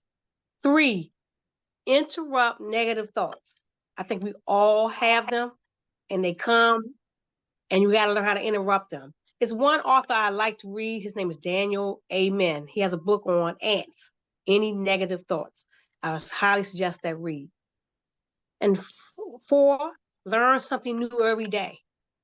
Our parents tell us that all the time we lit up when you go to school. Now, don't forget to learn something new every day. Don't forget that. And 5, we've talked about this with the other ladies, spend time with your favorite people. People that you hang around or be around, associate with, can elevate you or deflate you. You have to decide which way you want to go, up or down. Now, why is it important to elevate yourself? First of all, you need to physically elevate yourself. Angela talked very good about being around the right type of people, and she sells products to keep you and your mind elevated. If you do not take time to take care of your body, it's hard to take care of anything else in your life. Elevating yourself physically by eating healthy, Katan talked about that a lot, and being active sets you on a course to excel in other areas. So you got to get that mind and body right. You have to. Emotionally elevate yourself so you can move to the next level. That's what Elevate wants you to do. That's what you want to do. You want to move to the next level. You want to scale your business. You want to scale yourself. Here's some things you can do. 1, practice gratitude. Gratitude trains your brain to let go of negative thoughts, which I talked about earlier, and take things to be grateful for. Don't think about what you don't have. Think about what you do have. Because at the end of the day, it could be somebody worse, and there are people worse. 2, spend time in nature. I see Angela's logo there. You see she got a leaf up there. Spend time in nature. You are a natural being. Spend time with nature. You can actually find out who you are sometimes by spending time with nature. Be it a walk on the path, going to the beach, taking your children to the zoo, or just going to a flower shop and smelling flowers. 3, connect with something greater than yourself. We all need to learn and know that we're not the be all end all. There's something greater than us. What it is entails to you, that's who you are, and that's what you think. 4, and Vania talks about this a lot, be compassionate to yourself and others. Vania always says, don't beat yourself up so much. Be compassionate to yourself. You will make mistakes. Jeff Bezos makes mistakes. Steve Jobs made mistakes. Oprah Winfrey made mistakes. But someone said earlier, I think it was Shay, you learn from those mistakes and you elevate and move on. So today I challenge you and myself to elevate each and every day to a higher level. Now let's talk about delegate.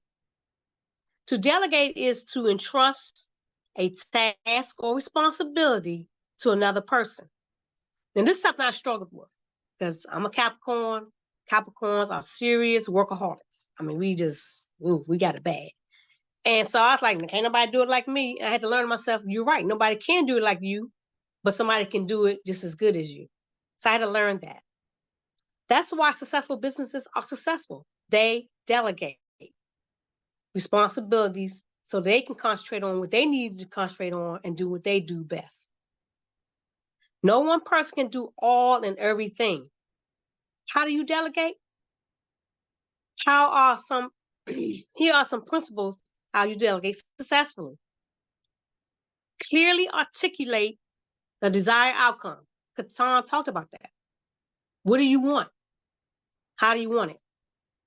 2, clearly identify constraints and boundaries.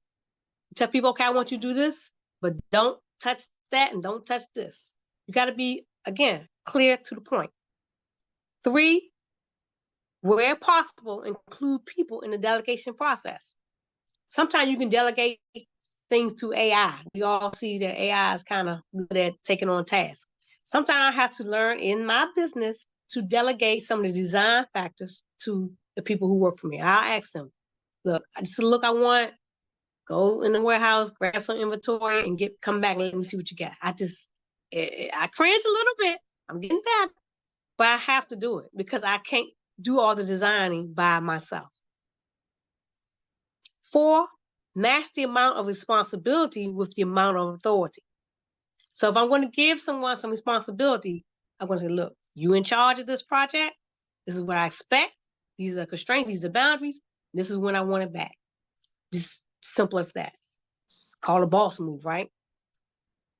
And 5, delegate to the lowest possible organizational level. What I mean by that is the people who work under you are not beneath you. They just work under you. You know better than them. They know better than you. So delegating, as I talk to you, can be very, very hard, at least for a workaholic like Charlie Stager. But I want you to know there are a couple of reasons why. 1, some people get overwhelmed and can't truly give up the task. They just hold on to it. I'm going to fix it. I'm going to do it. I can do it. It's me. Well, there's no me in team. And everybody needs a team in order to win. And 2, they want to do everything on their own to ensure that it meets their standard. Yeah, it's going to be my standard, but is it going to meet the standard? And that's the key. Is it going to work when somebody else do it? And that's why you train people, so they can do it. However, business cannot scale. This is why it's not realistic to think that you can do everything, be all and win all. You just can't do that. You cannot live on an island. My fellow business owners have talked about that extensively. You gotta collaborate, coordinate, cooperate. You just gotta do it as a team. The ambassador program is one way of doing that. So one needs to elevate themselves onto higher levels, all the while delegating duties to others who are qualified to handle those tasks. Now, Katan's going to give you some more awesome business resources on delegating and elevating your services and your businesses. And I thank you for your time, ladies, and I enjoyed my time with you today. Thank you so much, Charlie. Yes, claps, a whole bunch of claps. That was definitely a beautiful presentation. And you had some really great topics in there. There was one thing that you said that really stuck with me, and that was the delegation part, guys. So what she's saying is true. Sometimes people don't want to hand over responsibility, and I've definitely been there. When I worked in retail, I was a store manager and then I became a district trainer. So there was a lot of times when I had to delegate something that I knew if I did it my way, it would be done so beautifully and with so much passion, and I would be so proud of it. And I was nervous that handing that over to somebody else to do was going to result in me having to come back and do it, or it was going to result in me not being happy with the results, and that being representing me in the not the best light. So one thing that I had to come to realize, as a leader, there's a lot of self-reflection that is required when it comes to delegating your business. You have to understand that there's someone out there that can do something that you want to do better than you. And you have to be ready to accept it and receive it, because there are some really great star players who would love to be a part of your team, but you will never see them shine until you give them the keys to do so. And like Charlie was saying, the level of delegation that you give is going to be determined based off their authority level, right? I'm not saying give the keys to your back office and your website to someone that just got on, social media yesterday. I'm not saying hand it off to someone that's not qualified. And I'm not saying give your trust to someone completely without seeing their work. But what I am saying is that we all have been there where you have worked with someone or for someone where they were so demotivating that you knew you weren't giving the best version of yourself, because it just felt like, what's the point? So you don't want to be that person in your business. Once you start to hire social media managers, once you start to hire business coaches, once you start to hire business promoters, once you start to hire or partner with business partners, you don't want to be that person. One thing that I used to not like about one of my leaders was that every time she would tell us to do something, she would then turn around and come back and be like, okay, so this is how you're going to do it. Here's the thing, you're not here. So, so that sounds great, right? Until you leave. And then you realize that what you think is going on in this business is not what's going on in this business. So I want to watch you. This is actually what I asked one of my leaders at one point. I want to see you do that. Like, I need to see it. Because even though I am so eager to do it, I genuinely don't know how you want me to do this, and that while managing this, and you want it done in this specific order at this time. It was micromanagement to the fullest. And when I asked the question, she was so confident that she could deliver it. Like, she was like, it's child's play. And then when it came time for her to do it, she struggled.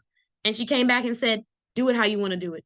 So I'm saying that point to say that, there's going to be a part of you that wants to hold on because you have ownership to your business, especially because this is your business. It's not someone else's. It's not like you're an employee, you're working. This is your baby.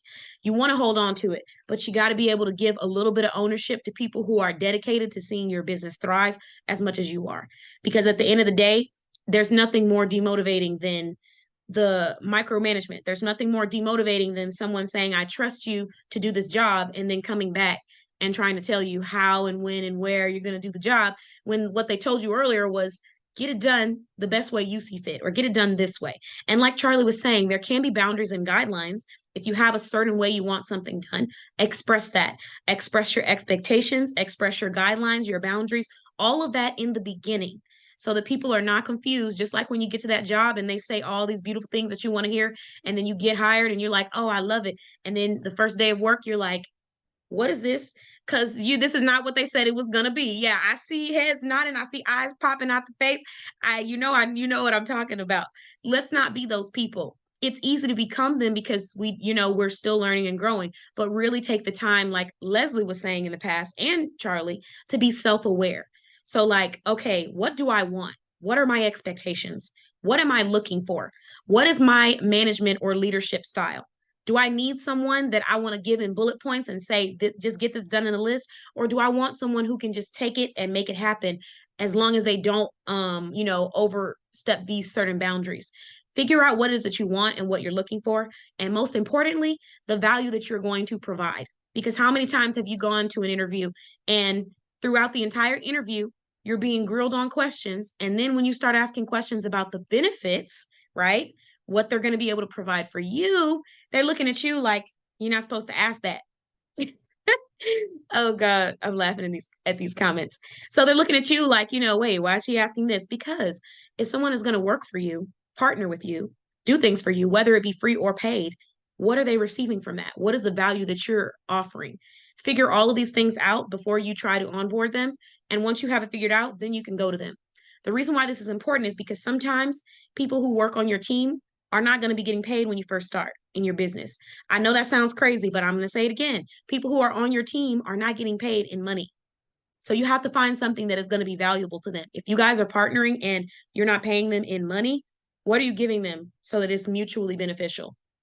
I have a partnership with my Elevation ambassadors that if they decide to shop on another business of mine, the business directory, instead of being featured for 1 year, they get featured for 2 years. So it's basically buy one, get one free. That's one of the benefits. There's many more. Of course, that is a paid program. However, for the free partnerships, I've done free partnerships as well, where it's like, okay, you want to promote your businesses in these selling communities. I want someone to just kind of watch and make sure things don't look fishy. It works. I tell them what I'm looking for. I tell them what I'm able to provide. The answer is yes or no on both ends. It's that simple. And if you don't see the fit, don't always think that you have to change what your expectations are or your goals. Sometimes you just need to keep walking because we get stuck. When someone tells us no, we think, oh, okay, well, why don't you want to do it? Oh, okay, now let me go change this. Sometimes you need to just say thank you and then keep walking and figure out who it is that is ready to do with you what you're trying to achieve. Because it's not about are they out there? It's about when are you going to find them? And you find them if you keep going. So that's just something I wanted to piggyback off of that message. But I am going to go ahead and wrap it up because we are about 5 minutes over. So when it comes to elevating/delegating your business, like Charlie said, there's elevating growth. There's delegation, trusting other people to take on a task and taking some of that off of your plate. Number one, pay some experts that you trust and let go of the grunt work. If you are able to, and it's in your budget, pay a social media manager. Don't do it. If you don't have to, don't do it.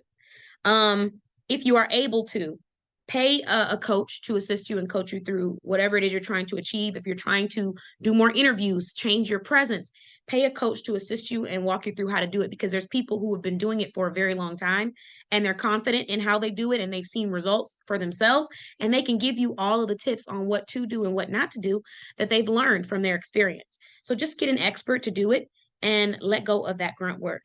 If you need a website, go hire an expert to do the website for you. These are things that can make your life easier if it's possible.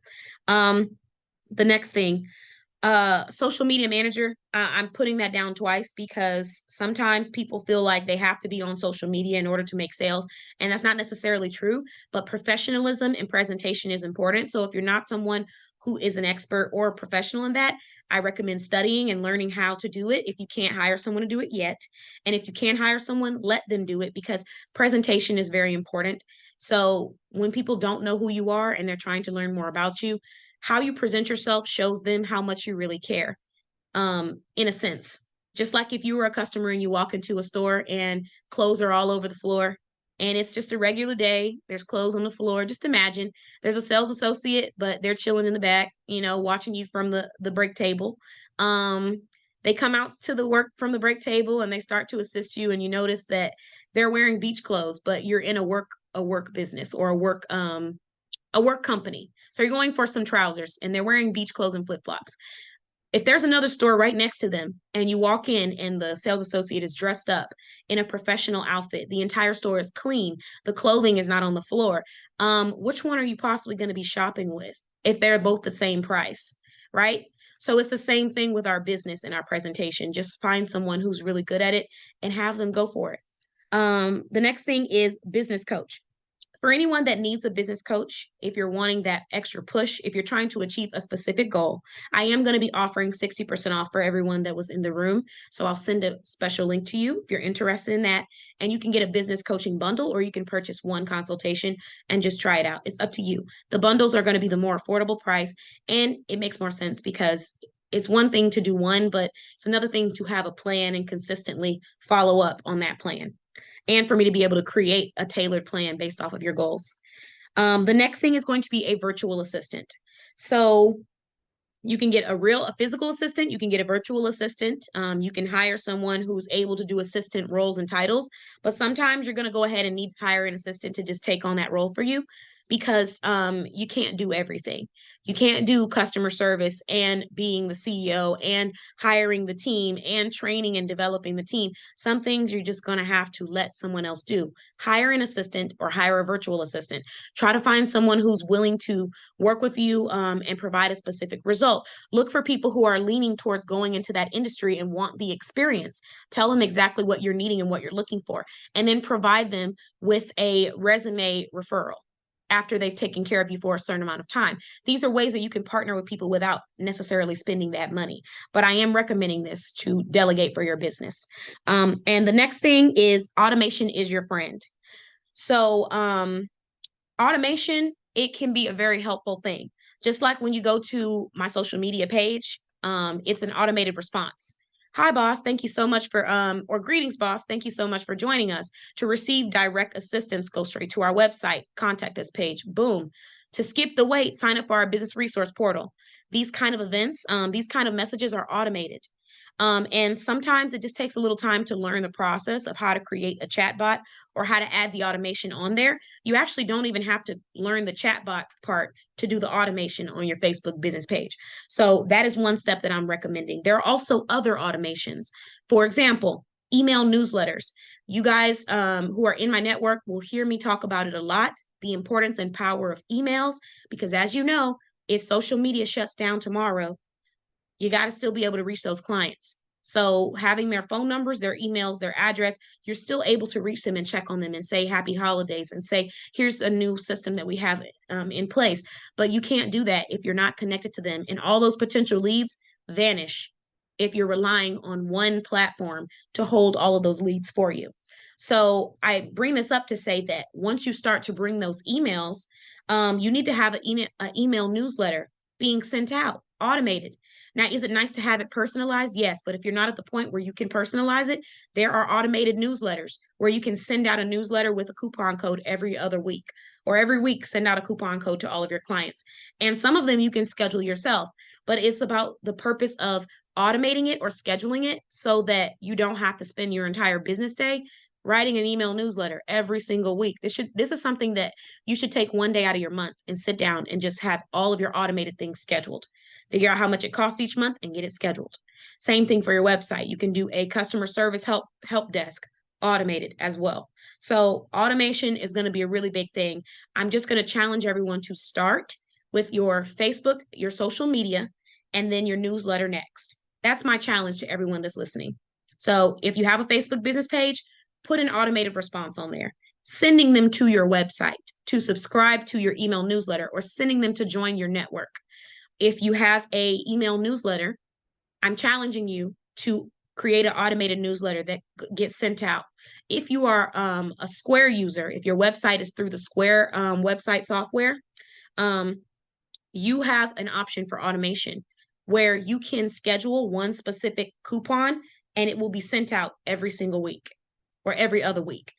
And this automation system is affordable depending on how many people you're sending it out to. Once you reach, I think, past 500 email subscribers, the price changes. But under 500, it's going to be around $12 to $15. I'm just putting that out there for anyone that their website is through Square. If I designed your website, most likely it was through Square. That is an option for you. So every Monday you can say Monday coupon, you know what I mean? Or Monday Madness. And then you have an amazing coupon code that gets sent out to all your email subscribers of 10% off. And it's automated. You don't have to do anything. And it can stay that way for as long as you want it to be. But it's time to start thinking smarter, not working smarter, not harder when it comes to your business. You're thinking like a CEO, not like an employee. They are both valuable and important, and you need both to grow and develop a business. But the roles that they play, it's important that you stick to that role, because if not, you're going to be overstepping. You're not looking to be the employee, you're looking to be the CEO. So now we need to think about how we're going to delegate and give some of those responsibilities to people that know what they're doing in that area and trust them. And most importantly, like back to what Charlie said, set your boundaries, set your expectations and stick to them. And like back to what Leslie said, if you realize that it's not working for you, this may not be a great fit for both of us at the time, but I really did appreciate working with you. We can work together for about maybe a year and see how it works, or 6 months and see how it works. And if they're not meeting your needs, then just go ahead and move on to the next thing. It's really that easy. So I definitely appreciate everyone. Let me see. Love the comments, guys. Love the comments and the feedback. Thank you all so much for joining this webinar. I will have more webinars available coming up. The next webinar is going to be our Knowledge is Power webinar, where I will have 20 business professionals coming to speak about one thing that helped them grow their business, in performance, overall, or in one specific area. And it's going to be a behavior. So when I say behavior, I mean exactly what they did to get there and how they were able to achieve it. So it's going to be very specific. And if you're someone that wants to be a part of this exclusive webinar, all you need to do is go to our business resource portal and book it. It's called Knowledge is Power. I will drop a link in the copy that I'm going to send to everyone that was present. Thank you so much. Yes, there were a lot of jewels dropped. I appreciate you. So I will be sending a copy. If you're here for this webinar, you're going to get a link with all of the information that we've discussed today. And every business professional that has spoke today, you're going to get a link to join their network. So if they have a Facebook group, you're going to get a link to join their Facebook group. If they have an email newsletter, you're going to get a link to join their newsletter. If they have a social media page, you're going to get a link to go join their page, so you can stay connected to them and become a part of their network, and you guys can partner together. Thank you so much. It was definitely an honor to have you. I'm so glad that you ladies were able to speak. I feel like we got through a lot of really important topics, and I can't wait to see some of you ladies again at our Knowledge is Power webinar, where we can go into even more detail about specific things that helped us grow our business. So just a quick recap, we had individuals from the travel industry, wellness, design, fashion, finance. So our speakers, we had Vania from Vania's Travel Squad. She's a travel agent, travel professional, and a vacation designer. So if you want someone to do the travel booking for you, design the vacation, she is the one to do it. Just tell her what you're trying to achieve, what your preferences are, and she'll come back with a design vacation. Then we're going to have Shay coming from Kisses by Monique. She is a plus size boutique owner. She specializes in plus size 1X all the way to 5X. However, she does provide a few items in size small to large. And she also provides accessories such as totes, hats, jewelry, and more. We're going to have Leslie. She's also another amazing business owner who has transitioned into her new brand, which is Live Life and Learn with Leslie. So Leslie speaks, and she is here to talk about finance. She's here to talk about elevating your pockets. We all want to talk about that, right? Because we're always talking about funding. So if you're trying to learn how you can protect yourself financially, how you can grow into better financial habits, you want to make sure you join her network. We also had Charlie coming from CKD Home Staging. She's a home stager and a home decorator. So if you just need your home decorated because you've moved and you just want to spice it up, you can reach out to her. She's an amazing professional and she's great at what she does. But if you need your home staged and you're in a real estate environment, she can also stage your home and help you get a great return on your investment. There's plenty of homes that she has staged with her business, and they were able to get it off the market immediately. So if that's something that you're needing, make sure you check her out. The next business owner that we had speaking today was Angela, coming from Angela's Healthy Living LLC. So she is a wellness a wellness business owner. She's a wellness coach, and she provides healthy snacks, healthy drinks. If you're needing things that'll help you with burning fat, suppressing your appetite, why not drink a healthy lemonade instead of an unhealthy one that's not real, right?